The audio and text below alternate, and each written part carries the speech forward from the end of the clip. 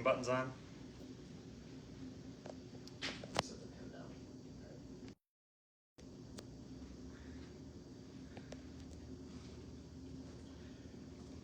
Good morning, everyone.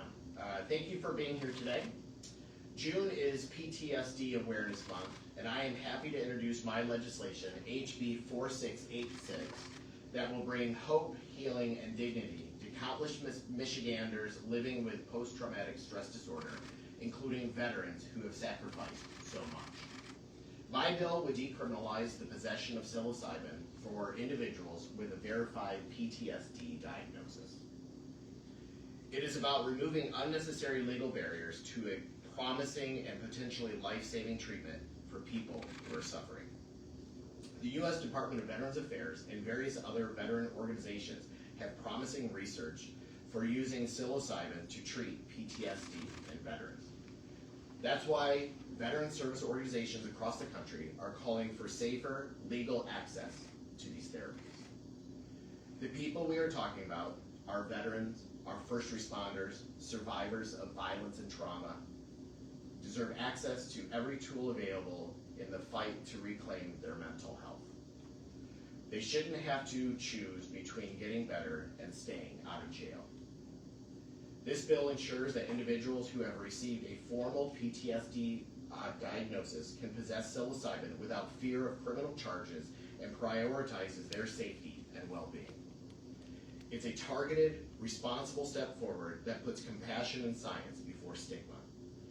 We know the mental health crisis in our country is deep and ongoing. If we have evidence that something helps and we know people are turning to it already, then we shouldn't be penalizing them for it. Let's make Michigan a state that stands with its veterans and survivors. Thank you, and I'm grateful to introduce Sergeant First Class Michael Smith, who retired from the U.S. Army. Good morning, everyone. I am Sergeant First Class Michael G. Smith, Jr., retired. I had the honor and the privilege of serving in the United States Army on active duty for 8 years, and then I did the remaining service to our country in the Michigan Army National Guard, and then I took a little tour with the U.S. Army Reserves right before retiring after 21 years total service. I'm encouraged by the legislation that's being introduced because these efforts to decriminalize psilocin and psilocybin are a positive direction for this state, for our veterans, and for their families. There is an increasing amount of clinically proven research that shows that psilocybin can mitigate and even cure the symptomatologies of post-traumatic stress disorder. Mitigating PTSD symptoms and symptomatology helps more than just the mental well-being of our veterans, but it also will help their physical well-being. And why do I say that? There are over 25 years of clinical studies that shows that post-traumatic stress disorder can lead to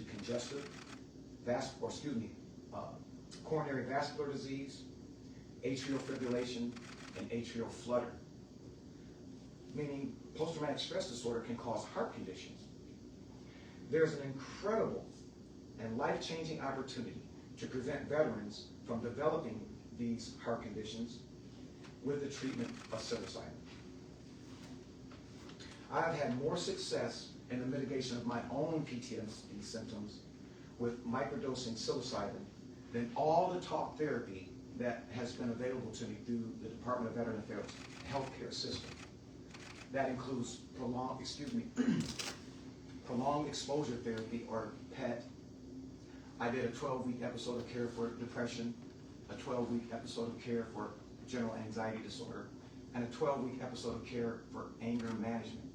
After I had run the gamut of the VA's talk therapies, I didn't have any relief of my PTSD symptomatology. I was equipped with tools that helped, but there was no mitigation of my symptomatology. I was very reluctant to go and try something different. I mean, I'm a veteran. How could I take an entheogen or anything that would cause me to trip? But that was not the case. I was able to begin microdosing psilocybin, and since then, I have had less problems with anger, less problems with anxiety, less problems with depression.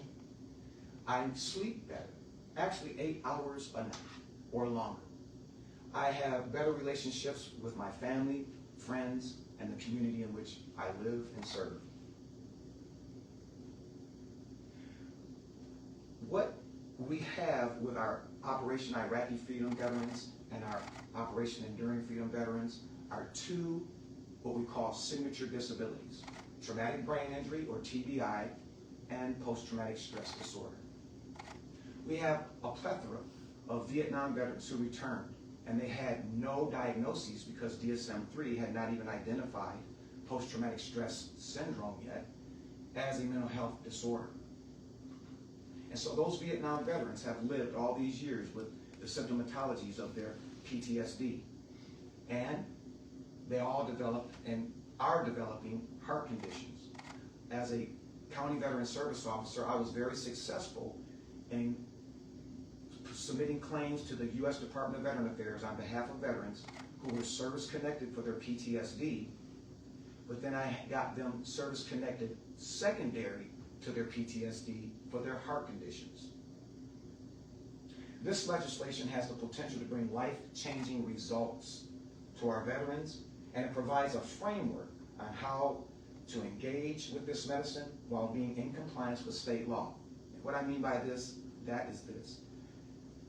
I believe in the use of these medicines, and I believe in the use of these medicines in a clinical setting, used by professionals who know what they're doing and how to use these medicines to help veterans deal with and combat the symptoms of their PTSD. As a veteran dealing with PTSD and seeing my fellow veterans dealing with PTSD, we have this wonderful opportunity to bring healing. We can actually kill two birds with one stone.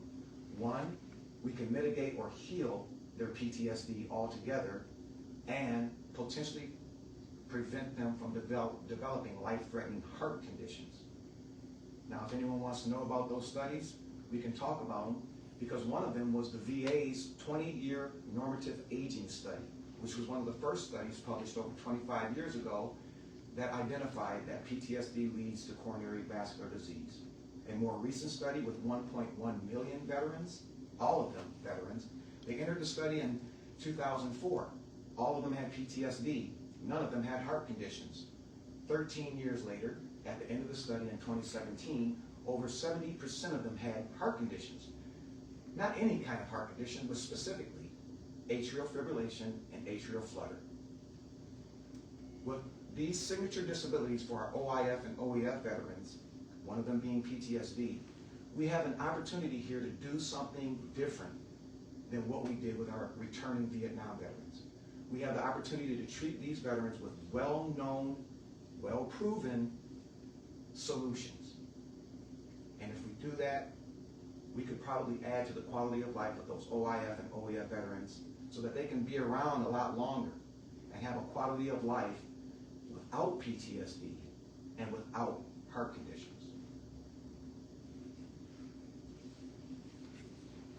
Thank you very much.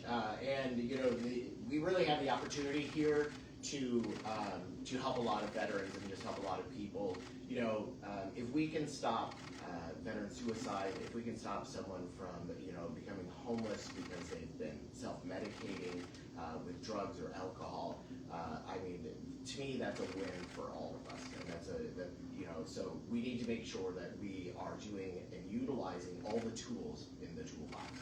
So again,